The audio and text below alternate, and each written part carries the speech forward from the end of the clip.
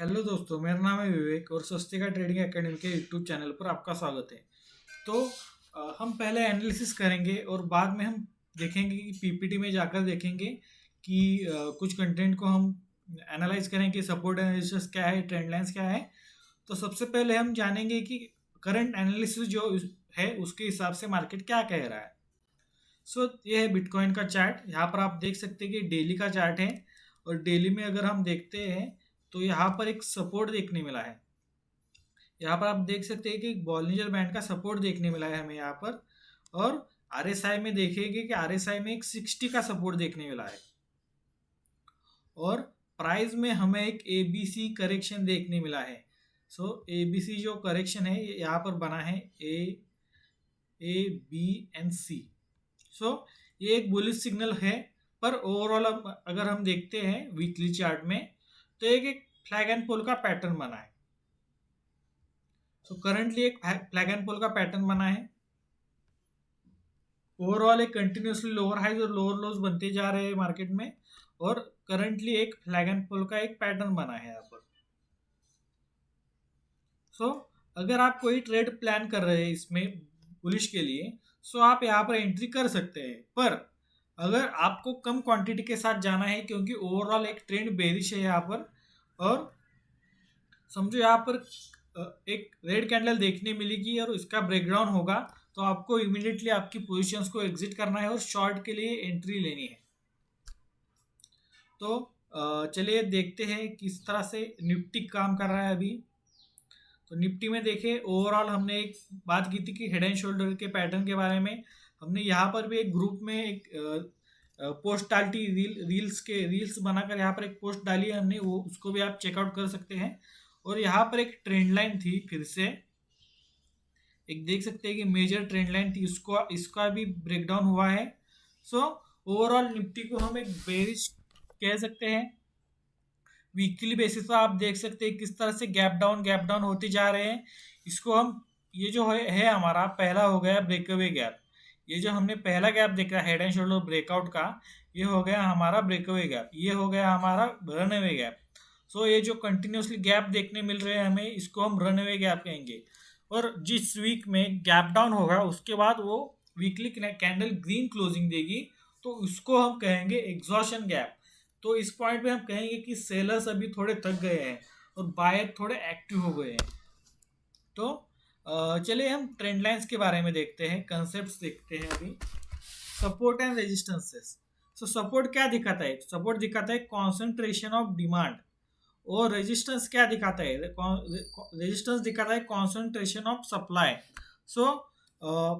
समझो demand higher है तो बायर्स एग्रेसिव हो जाएंगे, तो उसे कहेंगे सपोर्ट। और समझो सप्लाई ज़्यादा है और सेलर्स एग्रेसिव है, तो उसको हम कहेंगे रेजिस्टेंस। तो चार्ट्स में इसका एक एग्जांपल देखते हैं। तो चलिए बिटकॉइन का चार्ट हम यहाँ पर देखेंगे। यहाँ पर हमें आरएसआई बॉलिंजर बैंड की कुछ भी ज़रूरत नहीं है, इसको भी निकाल देता हूँ। वीकली चार्ट है ये, और ये जो है हमारा पुराना रेजिस्टेंस है। तो रेजिस्टेंस के लिए हमें सिर्फ एक पॉइंट की ज़रूरत है। यहाँ पर आप देख सकते हैं कि मैं इसको मार्क करता हूँ। यहाँ पर आप देख सकते हैं किस तरह से प्राइजेस वहाँ पर आने पर हमें एक फॉल देखने मिला। तो चलिए इसी तरह से सपोर्ट के लिए एग्जाम्पल देखते हैं कोई। इसका मतलब ये नहीं कि हर बार ये काम करेगा, क्योंकि प्रीवियस जो प्रेशर है, अगर बुलिश प्रेशर ज़्यादा है तो वो सपोर्ट को रिस्पेक्ट नहीं करता। तो हम ऐसे एग्जांपल देखेंगे कि जहां पर हमें सपोर्ट देखने मिला है। तो चलिए डेली टाइम फ्रेम में देखते हैं। डेली टाइम फ्रेम में अगर हम देखें तो बहुत सारे एग्जांपल यहाँ पर देखने मिले हैं। ये हमारा एक रेजिस्टेंस था, यहाँ पर देख सकते हैं प्राइस में एक फॉल देखने मिला। ये जो है हमारा सपोर्ट है, यहाँ पर आप देख सकते हैं कि एक थोड़ा राइज हमें यहाँ पर देखने मिला है। जो यहाँ पर भी आप देख सकते हैं कि एक रेजिस्टेंस बना था, उसके बाद प्राइस ने फिर से वहाँ पर एक रेजिस्टेंस लिया और वहाँ पर एक फॉल देखने मिला। यहाँ पर भी सेम सिनारियो हमें देखने मिला है। तो कंटिन्यूअसली एक सिमिलर एरिया पर प्राइसेस आती है, तो वहां पर हम कह सकते हैं कि एक स्ट्रॉन्ग सपोर्ट है या स्ट्रॉन्ग रेजिस्टेंस है। तो चलिए अगली कंसेप्ट के हम बारे में हम बात करते हैं, जो कि है ट्रेंड लाइंस। तो ट्रेंड लाइंस दो एंगुलर होती है, उसमें दो टाइप्स आते हैं, शैलो ट्रेंड लाइन और स्टीप ट्रेंड लाइन। तो शैलो ट्रेंड लाइन क्या होती है और स्टीप ट्रेंड लाइन क्या होती है? तो शैलो मतलब उसका एंगल जो होता है, उसका जो एंगल होता है वो कम होता है। यहाँ पर आप देख सकते हैं कि उसका एंगल यहाँ पर मैनेज कर, इसको हम अगर कहेंगे 0 डिग्री, तो ये ज़्यादा से ज़्यादा 30 डिग्री का एंगल बना है। इसको भी आप देखेंगे ऊपर से, इसको इस हॉरिजॉन्टल लाइन को अगर 0 कंसिडर करेंगे तो ये 30 डिग्री का एंगल बना है। और स्टीप ट्रेंड लाइन में अगर आप देखेंगे, ये ऑलमोस्ट 65 डिग्री का या 45 से 60-70 डिग्री का एक एंगल बनता है स्टीप ट्रेंड लाइन में। सो तो करंटली मैं एक स्टीप ट्रेंड लाइन दिखा देता हूँ जो अभी निफ्टी में चल रहा है। इसको आप देख सकते हैं किस तरह से फॉल हो रहा है, ऑलमोस्ट 85 डिग्री का फॉल हो रहा है। अगर हम यहाँ पर कोई ट्रेंड लाइन बनाते हैं,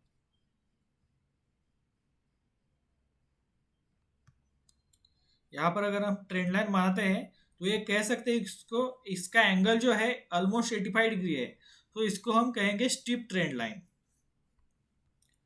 तो एक बड़ा मोमेंटम मिलता है, स्ट्रॉन्ग मोमेंटम बहुत कम समय में इस ऐसे ट्रेंड लाइंस में हमें मिलता है। तो ट्रेंड लाइन के लिए हमें 2 पॉइंट की ज़रूरत होती है, 2 टच पॉइंट की ज़रूरत होती है। यहाँ पर मैं आपको दिखा देता हूँ।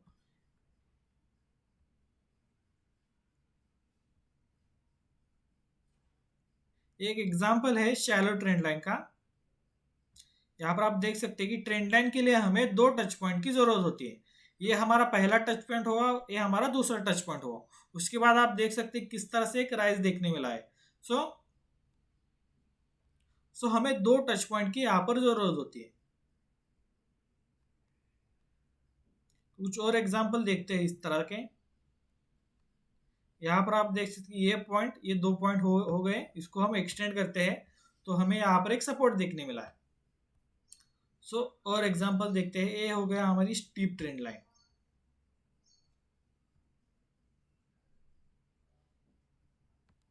तो ये हो गई हमारी स्टीप ट्रेंड लाइन। तो यहाँ पर आप देख सकते हैं कि यहाँ पर भी हमें एक एंट्री मिली थी, उसके बाद कंटिन्यूसली गैप अप होते हुए एक बड़ा मोमेंटम देखने मिला है।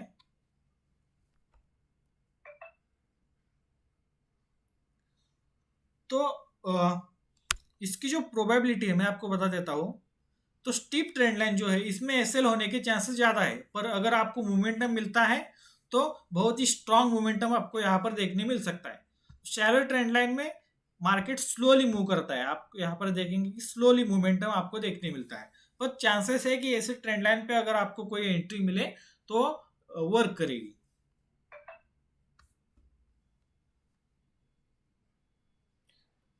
और अगला जो हमारा अगली जो हमारी कंसेप्ट है वो है पैरेलल चैनल।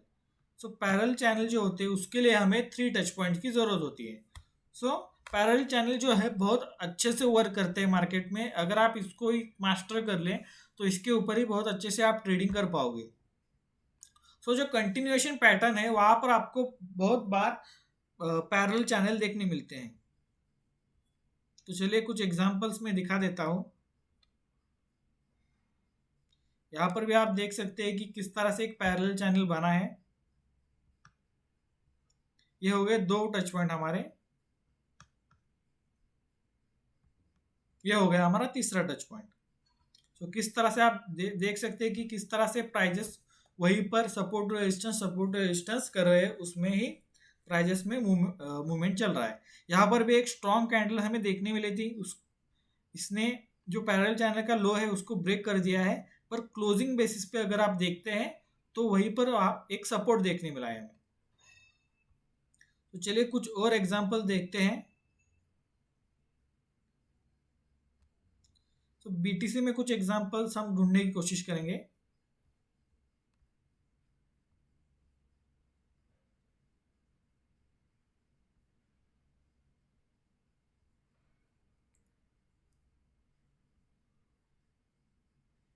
यहाँ पर हम यहाँ पर देख सकते हैं कि एक point, first point, second point और ये हो गया हमारा थर्ड पॉइंट। सो यहाँ पर आप देख सकते हैं प्राइजेस रेजिस्टेंस के पास आ गई और वहाँ पर भी एक प्राइस एक्शन देखने मिला और लोअर हाई देखने मिला।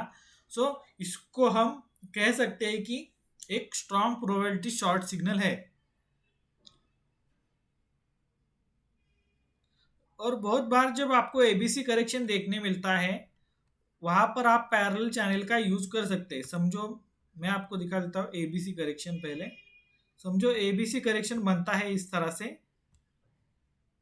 सो बहुत ज़्यादा चांसेस होते हैं, मतलब 80% टू 90% आपको ये देखने मिलेगा कि एक पैरेलल चैनल बना है। तो इस तरह से एक पैरेलल चैनल बनेगा। सो वहां पर ये सी का सपोर्ट पैरेलल चैनल पे आपको देखने मिलेगा। सो इस तरह से आपको कोई सिग्नल देखने मिलता है तो आप कह सकते हैं कि एक स्ट्रॉन्ग प्रोबेबिलिटी सिग्नल है। ये बुलिश के लिए मैंने दिखाया है, बेरिश के लिए भी आपको सेम सिग्नल देखने मिल सकता है।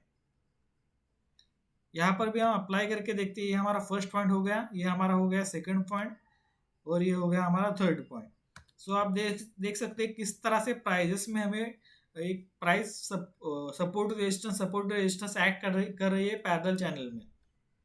सो आपको समझ में आ गया होगा कि पैरेलल चैनल कितने इंपॉर्टेंट होते हैं।